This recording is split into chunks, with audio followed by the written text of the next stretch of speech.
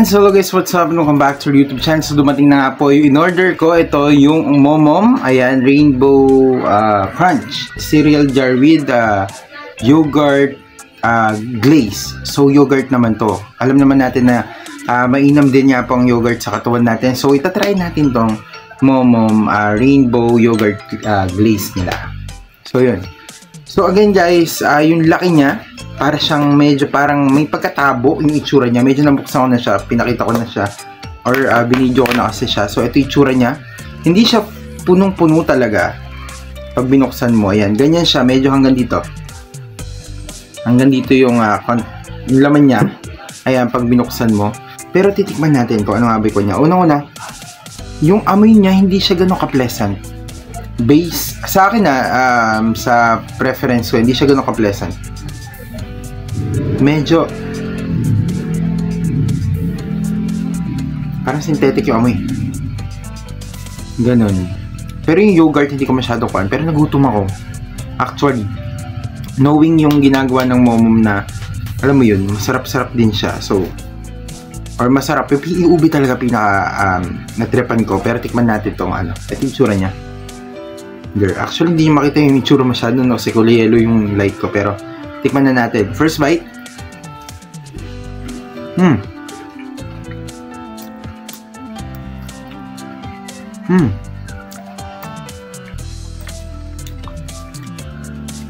Tingnan natin, wait lang.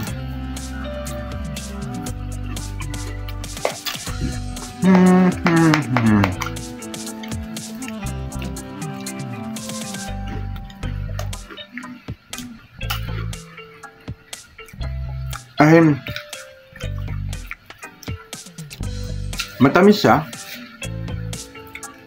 Tingnan ko niya.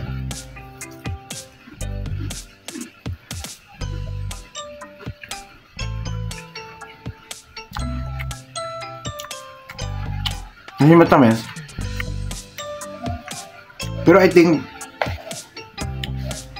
yung ginamit nila dito more on may iba pang lasa, hindi siya yung lasang yogurt. Nangyari ko na dating ganito eh.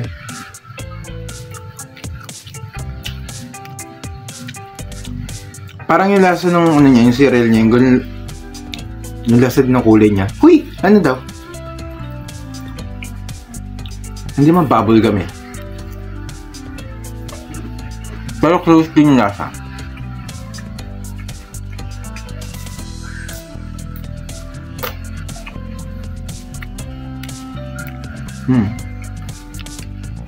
Pero para sa akin yung packaging niya, ito pinakamaganda. Pag nakita mo yung mga tab nila, ito pinakanagagandahan doon.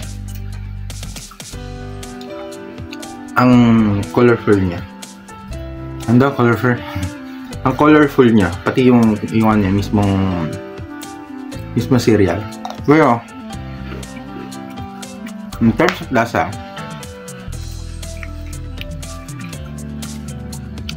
so far, sinakain ko ube, chocolate and rainbow crunch. Ube pinaka-paborito ko.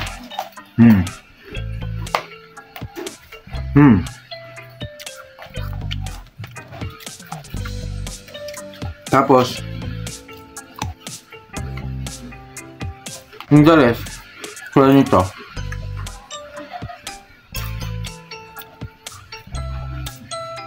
sabihin natin pangalawa to.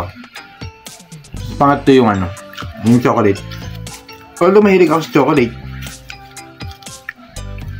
pero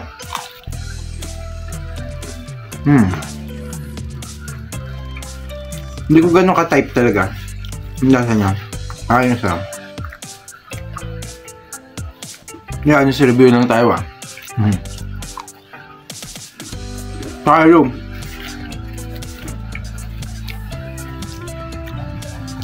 Hindi po ako na-sponsor ni Momom.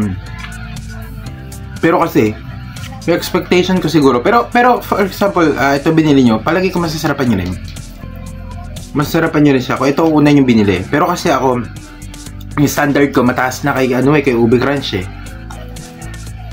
Si Ube Crunch kasi Yung lasa niya, nakaka-addict. Ganun. As in, pag kinain mo siya, parang ayaw mo nang tigilan. Hindi mo kasarap si Ube Crunch. Eto, so-so lang.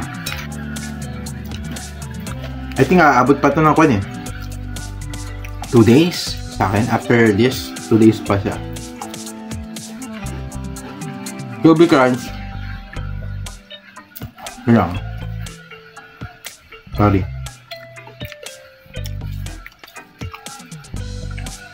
So, Ube Crunch, 1 day lang talaga tinatagal. Ganun siya kasarap.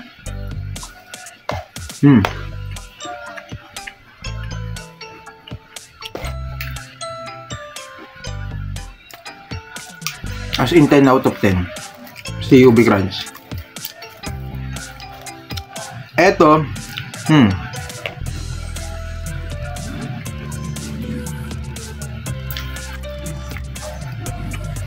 hindi ko matandaan yung nirate ko kay Kwan eh. Kay Choco Crunch. Pero parang nasa 7 lang ito sa akin. Hindi naman siya hindi masarap.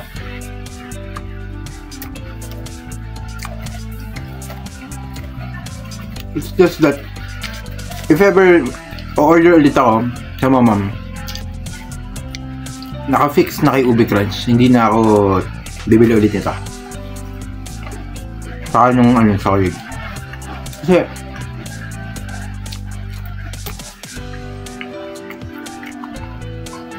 kumbaga, pinakamasarap na si Ube.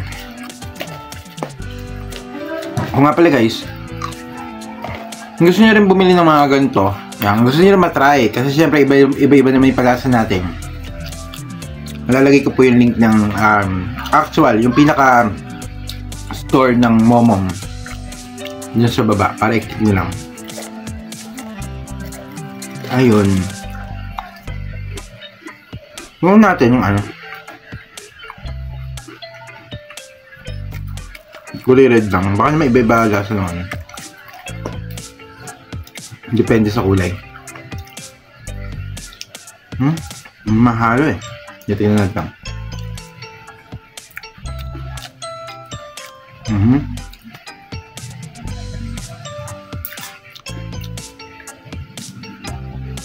Parang yung red. Yung red ata yung may lasang ganun. Parang lang naman. Parang.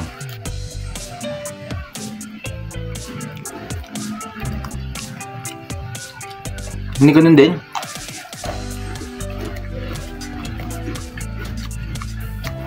Iba kasi kulay niya eh. May yellow, may red, merong blue, green, merong green. Rainbow talaga.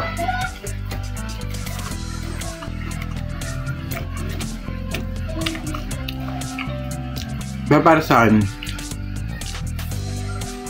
kung to be honest,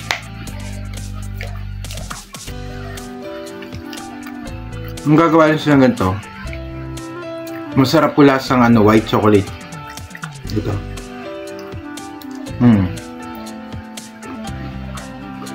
Kesa yung parang medyo may pagkagami. Ano? Yung lasa niya. Alam, may lasang mabango. Parang ganun yun. Which is hindi ako masyadong nag-enjoy sa ganun. Baram sa malinam-nam ako. Yung mga trip ko mga pagkain malinam-nam, ganun. Matamis.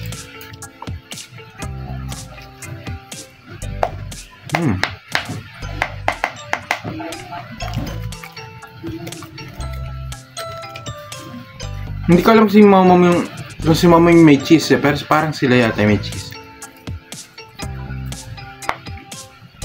Next time try natin naman. Tapos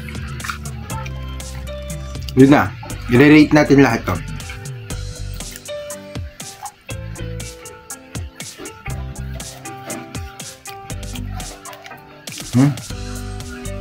Actually, nakakasuya. Pwede nyo yung takip. Alam niya meron pa rin mga glaze. Medyo nakakasuya nga lang. To be honest. Yung ubi crunch hindi eh. Hindi ka masusuya. Sa lahat niya. Itong yogurt.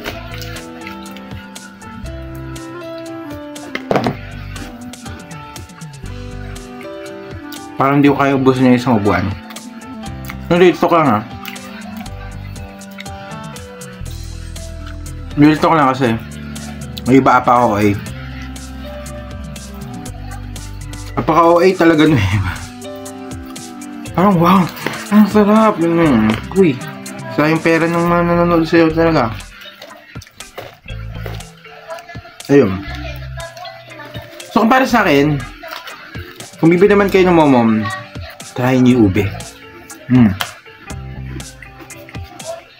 The best. Para sa nakakaali ka naman. 1 out of 10, 10 siya. Ganyan na rate ko sa kanya. Ito 7 lang. 7 lang to. Biruin nyo, 7 yung isa. Tapos 7 to, tapos 10 yung isa. So gano'ng sarap yung isa, di ba? Try nyo yung Ubi Crunch. Yun ang panlaban ni Momom sa ibang mga crunch na ganyan. So bantay, tatayin natin yung Kono Matcha Crunch pag nagkapera ulit tayo. So yun, so that's my honest review sa ating Momom Rainbow Crunch. Crunchy naman talaga siya. I just hindi ba na yan cereal eh, pero ay lasa 7 na siya. Yun lang, maraming salamat, God bless, ingat po kayo palagi. And kita-kita po ulit tayo sa another video. Hindi ko siya kaya abusin, so tapusin natin yung video. Thank you, bye bye.